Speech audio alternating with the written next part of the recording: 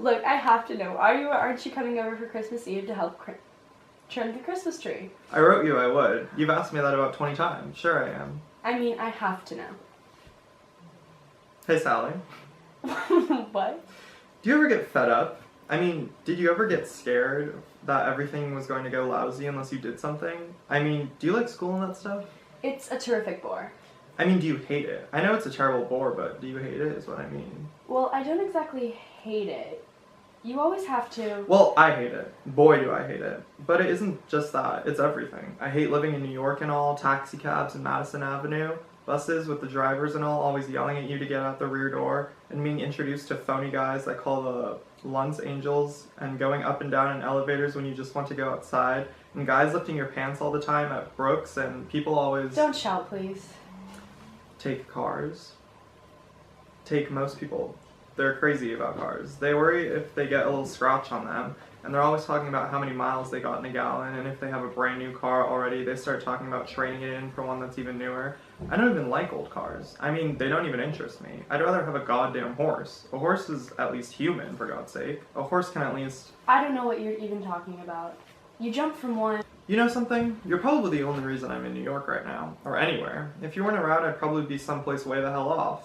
I'd probably be in the woods or some goddamn place. You're the only reason I'm around, practically. You're sweet. You ought to go to a boys' school sometime. Try it sometime. It's full of phonies and all you do is study so that you can learn enough to buy a goddamn Cadillac someday, and you have to keep making believe that you give a damn if the football team loses, and all you do is talk about girls and liquor and sex all day, and everybody sticks together in these dirty little goddamn cliques. The guys that are on the basketball team stick together, the Catholics stick together, the goddamn intellectuals stick together, the guys that play bridge stick together, even the guys that belong to the goddamn Book of the Month Club stick together. If you try to have a little intelligence... Now listen, lots of boys get more out of school than that. I agree they do, some of them, but that's all I get out of it, see? That's my point. That's exactly my goddamn point. I don't get hardly anything out of it. I'm in a bad shape. I'm in lousy shape. You certainly are. Look, here's my idea. How would you like to get the hell out of here? Here's my idea. I know this guy down in Greenwich Village that we can borrow his car for a couple weeks. He used to go to the same school I did, and he still owes me $10. What we could do is, tomorrow morning, we could drive up to Massachusetts and Vermont, and all around there, see? It's beautiful as hell up there. It really is. I have about $180 in the bank. I can take it out when it opens in the morning, and then I could go down and get this guy's car. No kidding. We'll stay in these cabins and stuff like that till the dough runs out. Then, when the dough runs out, I could get a job somewhere, and we could live somewhere with a brook and all, and later on, we could get married or something. I could chop all our own wood in the winter time and all. Honest to God, we could have a terrific time. What do you say? Come on. What do you say? Will you do it with me? Please? You can't just do something like that. Why not? Why the hell not? Stop screaming at me, please. Why can't you? Why not?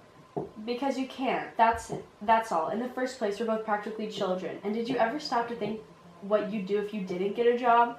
When your money ran out, we'd starve to death. The whole thing's fantastic. It's not even... It isn't fantastic. I'll get a job. Don't worry about that. You don't have to worry about that. What's the matter? Don't you want to go with me? Say so if you don't. It isn't that. It isn't that at all. We'll have oodles of time to do all those things. I mean, after you go to college and all, and if we should get married and all, there'd be oodles of marvelous places to go. You're just... No, there wouldn't be. There wouldn't be oodles of places to go at all. It'd be entirely different. What? I can't hear you. One minute you scream at me, and the next... I said no. There wouldn't be marvelous places to go to after I went to college and all. Open your ears. It'd be entirely different. We'd have to go downstairs in elevators with suitcases and stuff. We'd have to phone up everybody and tell them goodbye and send them postcards from hotels and all. And I'd be working in some office, making a lot of dough and riding to work in cabs and Madison Avenue buses and reading newspapers and playing bridge all the time and going to the movies and seeing a lot of stupid shorts and coming attractions and newsreels. Newsreels, Christ almighty, they're always a dumb horse race and some dame breaking a bottle over a ship and some chimpanzee riding a goddamn bicycle with pants on.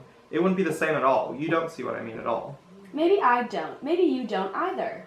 Come on, let's get out of here. You know, you can be a royal pain in the ass sometimes if you want to know the truth.